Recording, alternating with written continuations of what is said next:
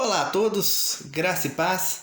É uma grande alegria estarmos aqui reunidos hoje no Dia do Senhor para lermos e meditarmos na sua santa palavra, na sua sã doutrina, buscando humildemente o direcionamento do Santo Espírito de Deus para que fale aos nossos corações, que nos leve ao pleno entendimento da sua verdade, para que, como crentes no Senhor, como Igreja de Cristo, possamos, através da nossa conduta, manifestar a glória e a honra de Deus. Aliás, a nossa lição de hoje tem muito a ver com isso. Mas antes de mais nada, vamos pedir o direcionamento de Deus para que nos guie, para que nos tire de toda distração. Convido você, nesse momento, para reservar os próximos minutos para o estudo da palavra, para a leitura aprofundada. As passagens que forem citadas você pode acompanhar aí em sua casa, e que peço de coração que Deus fale aos nossos corações e nos ministre através deste estudo. Amém? Santo Deus, amado Pai, te louvo, te agradeço por estarmos aqui mais uma vez reunidos em tua presença para aprendermos da tua palavra, para aprendermos da tua sã doutrina. E pedimos para que o teu Santo Espírito, ó Pai, nos direcione segundo o teu bem-querer, nos leve, ó Pai, à plena compreensão da tua verdade e molde-nos, capacita-nos segundo a tua vontade, ó Pai. Perdoa os nossos pecados, as faltas que temos cometido contra ti, mas não nos deixa, Pai, nos distrairmos, nem que outras preocupações venham agora nos impedir, ó Pai, de aprendermos mais de ti. Então pedimos que o teu Santo Espírito direcione cada texto que nós leremos e principalmente a compreensão que nós teremos de tudo, Pai. Por tudo nós te louvamos e te bendizemos, e tudo queremos para a honra e glória do teu santo nome. No nome do teu Filho Jesus que nós oramos. Amém. Amém, queridos. Nas últimas 4 semanas, então praticamente já um mês de escola dominical, nós estávamos nos preparando para celebrarmos os 503 anos da Reforma Protestante, e para isso, tentando revitalizar e relembrar um pouco mais qual foi o espírito da Reforma, né? Qual era o entendimento que levou aos crentes daquela época a tomarem a difícil decisão de se desvincularem das práticas romanas e buscarem voltar às origens de uma igreja bíblica.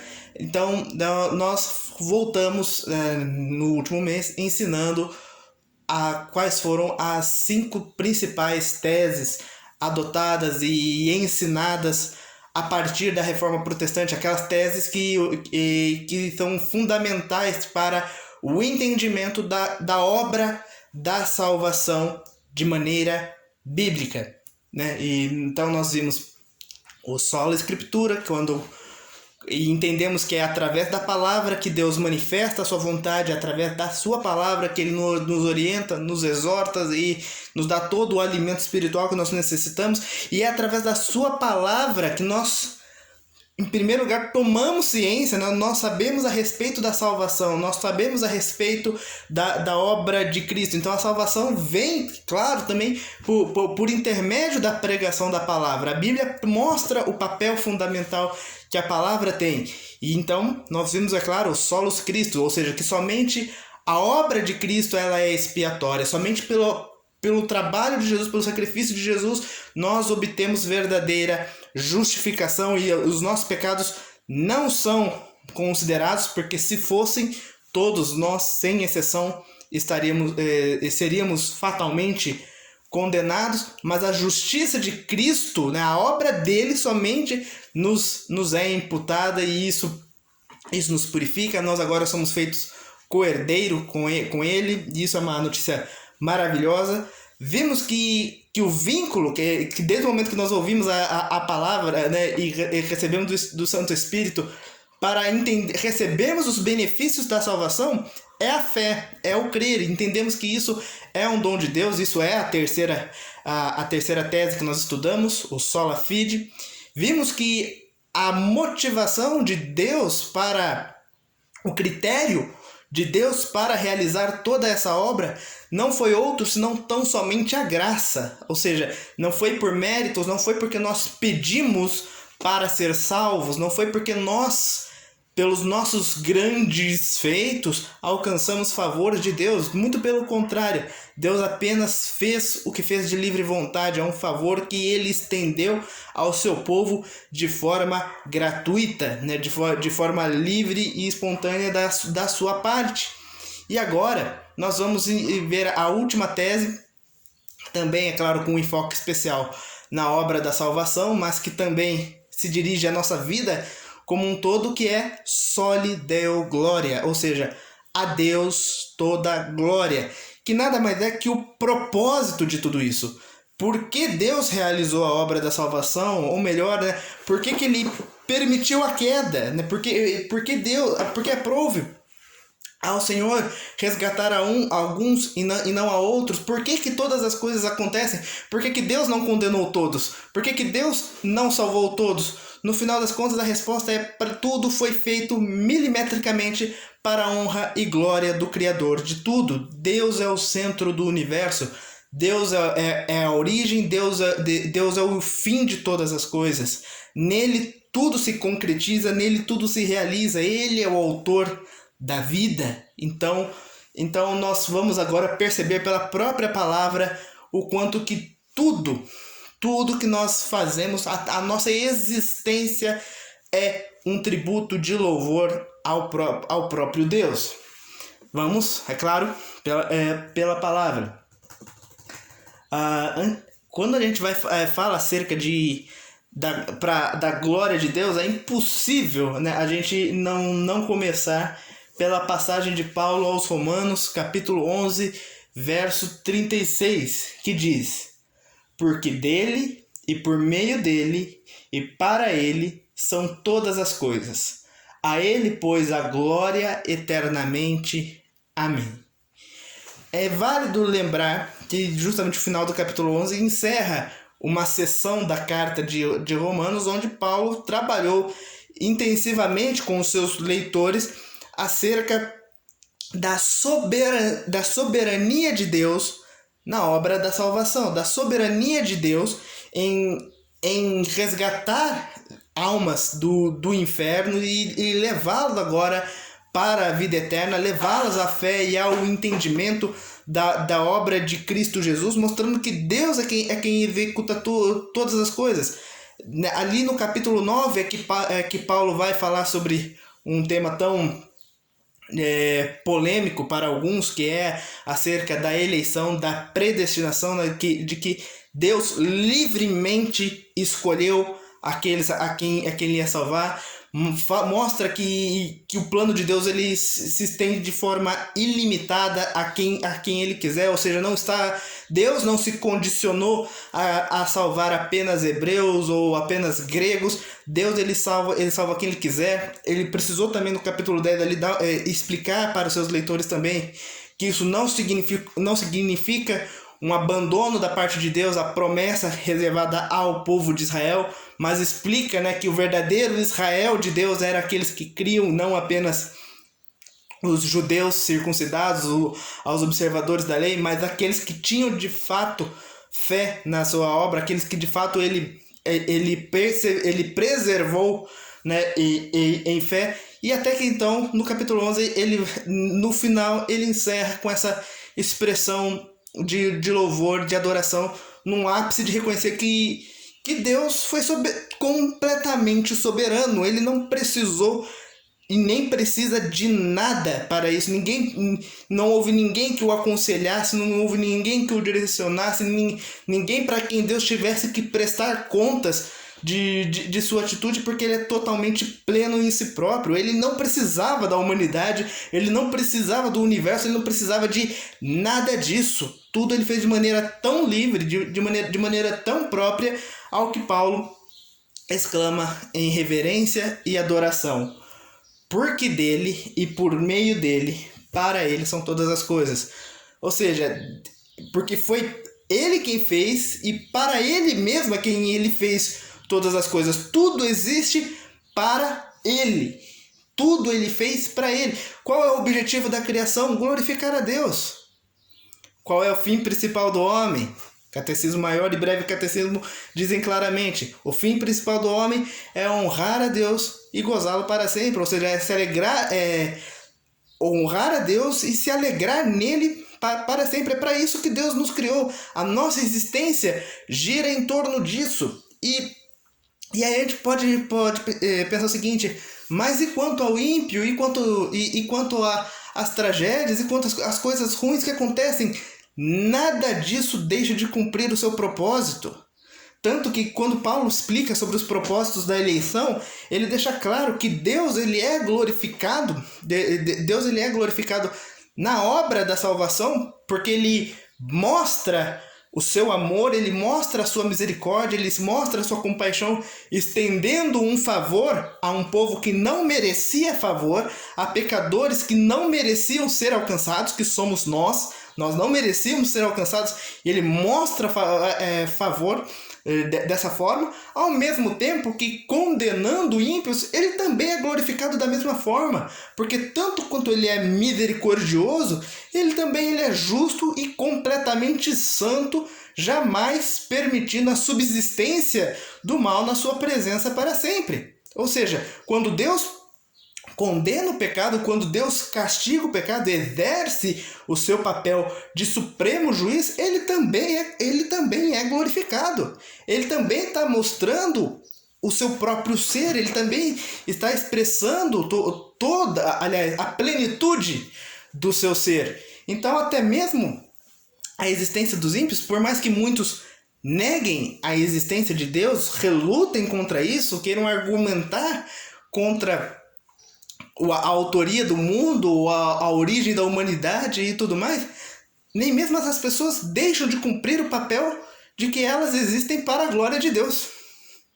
Isso não é um erro, não é uma falha de propósito, não é algo que Deus não cuidou na humanidade, mas tudo acontece, tudo existe da maneira como Deus quer, para a sua honra, para a sua glória, e Deus é glorificado também, é claro, na obra da salvação. Mais um texto do apóstolo Paulo. 1 Coríntios capítulo 10, verso 31. Portanto, quer comais, quer bebais, ou façais outra coisa qualquer, fazei tudo para a glória de Deus. Aqui, já em Coríntios, Paulo tratando das dificuldades específicas daquela igreja, ele trata de um assunto polêmico da época, que era acerca das carnes sacrificadas a ídolos, né? Ou seja, que eram carnes que sobravam dos rituais pagãos e que eram levadas ao mercado e que alguns crentes poderiam acabar adquirindo essa carne porque estava sendo vendida no mercado e comê-las em sua casa. E esse gesto, para outros crentes, era entendido como um escândalo, porque era tido como que tomar parte em algo oferecido para ídolos. Mas Paulo explica o ponto ali, ele mostra que na verdade não existe nenhum poder místico sobre a carne, porque se cremos piamente que não há outro Deus além do Senhor, então não existe uma outra força que tome sobre aquilo que é abençoado e consagrado para Deus. Mas aí então ele faz essa finalização no argumento, ou seja, quer comais, quer bebais ou façais qualquer outra coisa, fazei tudo para a glória de Deus. Ou seja, Deus, sendo Ele o autor do universo, fazendo todas as coisas para o seu louvor, para mostrar a magnitude do seu ser, expressar todo o seu poder, expressar toda a sua essência na sua criação, em todo o propósito, nós percebemos que até mesmo coisas triviais como a nossa alimentação, as nossas vestimentas, o nosso comportamento, nossos relacionamentos, o trabalho que nós exercemos, o serviço que nós prestamos ao outro, tudo isso é uma forma de culto. Tudo isso é uma forma de nós honrarmos a Deus com a nossa vida. E a palavra é enfática em nos mostrar diversas maneiras de como honramos a Deus através de um procedimento correto, através de um procedimento moderado e, é claro, guiado segundo a vontade do Espírito Santo. Então, todas as coisas realmente cooperam de acordo com a vontade de Deus. Todas as coisas caminham para a sua própria glória. Nossa vida é para a glória de Deus. A palavra continua nos ensinando. Agora, citando o Salmo de número 73, do verso 24 ao verso 28. Tu me guias com o teu conselho e depois me recebes na glória. Quem mais tenho eu no céu? Não há outro em quem eu me compraza na terra. Ainda que a minha carne e o meu coração desfaleçam, Deus é a fortaleza do meu coração e a minha herança para sempre. Os que se afastam de ti, eis que perecem. Tu destróis todos os que são infiéis para contigo. Quanto a mim, bom é estar junto a Deus. No Senhor Deus põe o meu refúgio para proclamar todos os seus feitos. Salmo 73, do verso 24 ao 28. Isso aqui é um ponto interessante, é um ponto que vai nos ajudar a digerirmos esse assunto, que talvez só falar que Deus faz todas as coisas porque Ele quer, inclusive a maldade também está sob o controle de Deus, pode não soar muito bem para algumas pessoas. Então eu convido vocês para que façam a leitura completa do Salmo 73, o Salmo de Asaf. Porque nos primeiros versos, aliás, na grande parte do Salmo, o que Asaf faz? Ele está sinceramente questionando a sua própria fé. Ele está questionando os eventos do mundo e, em última análise, ele está questionando o próprio Deus, de modo até ao ponto de quase perder a fé. Por quê? No que ele começou a comparar a sua situação de miséria, no que ele começou não somente sua, mas a situação problemática que a maioria dos justos se encontram, né, das pessoas que buscam viver de forma digna, de forma própria para Deus, em comparação àqueles que vivem sem o temor de Deus, àqueles que vivem tão somente, traçam seus planos, traçam seus propósitos e vivem de acordo com os prazeres da carne de forma deliberada. E quando ele compara, entre aspas, a felicidade de um com a miséria do outro, Asaf entra num conflito com isso. Ele não consegue perceber que benefício há, então, na sua fé, até que ele vai à casa do Senhor, até que ele olha, busca no Senhor, e ele então atenta para o fim de todas as coisas.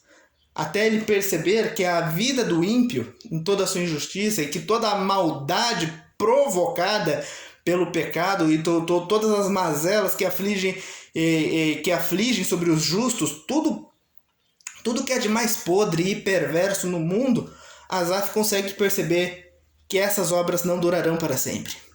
Que essas obras serão efetivamente destruídas pelo próprio Senhor e por Ele mesmo condenadas. Enquanto que aqueles que repousam a sua confiança no Senhor serão alcançados, serão resgatados. E então ele pode se expressar que enquanto ele confiar no Senhor, que enquanto ele viver para o Senhor, ele pode ter certeza de tranquilidade. Ele sabe que ele não vai ser esmagado junto com os ímpios, enquanto a fé e a vida dele for realmente direcionada para louvor, para honrar a Deus e não para se tornar alvo da ira de Deus. Ele entende como certeiro aquilo que Deus ainda está por fazer. Então, se hoje você se escandaliza ou se espanta com a perversidade do mundo, com a maldade do mundo, apenas digo, Deus vai cumprir o seu propósito. Deus vai julgar todas as coisas. Deus não vai deixar que a impiedade prospere para sempre. Essas coisas jamais herdarão a vida eterna. E por mais um último texto que eu quero trabalhar com vocês, agora é do Evangelho de João, capítulo 17, do verso 22 ao 24. João capítulo 17, do 22 ao 24. Eu lhes tenho transmitido a glória que me tens dado, para que sejam um, como nós o somos, eu nele e tu em mim, a fim de que sejam aperfeiçoados na unidade, para que o mundo conheça que tu me enviastes e os amastes, como também amastes a mim. Pai, a minha vontade é que onde eu estou, estejam também contigo os que me destes, para que vejam a minha glória que me conferistes, porque me amaste antes da fundação do mundo. João capítulo 17 é um texto maravilhoso, porque mostra a última oração feita por Jesus ali ainda na presença de seus discípulos, antes de ser entregue à crucificação. E lá ele faz uma oração pessoal ao Pai, depois ele intercede pelos seus discípulos que estavam ali com ele, e na parte final ele ora, que é onde se encontra esses versos. Ele ora em favor daqueles que ainda iriam a crer, daqueles que ainda no futuro creriam na salvação. E nós estamos dentro desse pacote, né? Jesus orou até mesmo por nós antes de ser crucificado. E quando ele intercede por nós, pelo que ele roga? Pela unidade da igreja, para que a igreja se fortaleça, para que a igreja seja um, assim como ele e o Pai são um, e todos unidos a Cristo, unidos ao Pai, e tudo isso para quê? Para vermos, para testemunharmos da glória do Senhor, da grandeza do Senhor, ou seja, até mesmo a comunidade cristã, a essência, o cerne da igreja é a glória do próprio Deus. Para que nós somos unidos? Para que nós fomos chamados corpo de Cristo? Para que congregar? Para que se importar uns com os outros? Para que viver em união? Para a glória de Deus. Para sermos assim como Cristo é com o Pai. Para podermos ver realmente o próprio Deus. Essa é a essência da igreja. Esse é o chamado da igreja. Então nós vemos que todas as coisas cooperam e existem para a glória do Senhor. E por fim, pela última vez, aqui lerei a Declaração de Cambridge quanto ao artigo do Soli Deo Gloria, né? Ou seja, da glória somente para Deus. Reafirmamos que como a salvação é de Deus, realizada por Deus, ela é para a glória de Deus, e devemos glorificá-lo para sempre. Devemos viver nossa vida inteira perante a face de Deus, sob a autoridade de Deus e para a sua glória somente. Negamos que possamos apropriadamente glorificar a Deus se nosso culto for confundido com entretenimento, se negligenciarmos ou a lei ou o evangelho em nossa pregação, ou se permitirmos que o aperfeiçoamento próprio, a autoestima, a autorrealização se tornem opções alternativas ao evangelho. Ou seja, não existe glória de Deus, não existe honra para Deus se o evangelho não é pregado dessa forma, se Deus realmente não for o alvo final, o objetivo de todas as coisas que nós fazemos. E isso pode parecer pobre para muitas pessoas, muitos podem questionar se não existe um propósito maior, se não existe um quê aí de satisfação humana, ou até mesmo um quê de revolução social e tudo mais, quanto à obra da igreja. Mas vocês conseguem imaginar algo maior e melhor do que a glória de Deus? Existe outra razão de ser para a igreja? Existe outra razão de ser do universo? Existe um propósito que seja maior do que a glória de Deus? Existe algo que possamos fazer, que possamos contribuir, que traga tamanha relevância ou significado para nós, maior do que a própria glória do Senhor? Certamente não. A glória do Senhor é o nosso alvo. A glória do Senhor está na nossa programação. Remete àquilo que Deus fez antes da fundação do mundo. A tudo que Deus fez foi para o seu louvor. Então não existe realização pessoal, não existe declaração de autoestima, não existe amor próprio, não existe valorização humana que superem, que sejam maiores do que a glória de Deus. E é para isso que nós devemos existir como igreja do Senhor, como corpo de Cristo, como seres humanos. Que tudo nós possamos viver com esse propósito em mente. Querido Deus, obrigado pela Tua palavra. Obrigado pelo que podemos aprender hoje, ó Pai. Nos ajude a vivermos de fato para a Tua glória, a vivermos para reconhecermos a Tua grandeza, reconhecermos o Teu louvor e, de modo especial, ó Pai, manifestarmos essa honra para Ti, ó Pai, declararmos com os nossos lábios, mas também com a nossa vida que nós pertencemos a Ti e que aguardamos a nossa esperança no Senhor. Santo é o Teu nome. Mais uma vez, obrigado por essa oportunidade. Em nome de Jesus. Amém. Obrigado por vocês que me assistiram até aqui. Desejo a vocês uma boa semana. E semana que vem, às 9h30 da manhã, teremos a nossa Escola Bíblica Dominical lá na Congregação Presbiteriana de Ivaiporã, Avenida Tancredo Neves, número 159. Não deixe de nos fazer uma visita também no culto solene às 7h30 da noite. Você é o nosso convidado de honra para estar conosco. Deus os abençoe. Fiquem com Deus.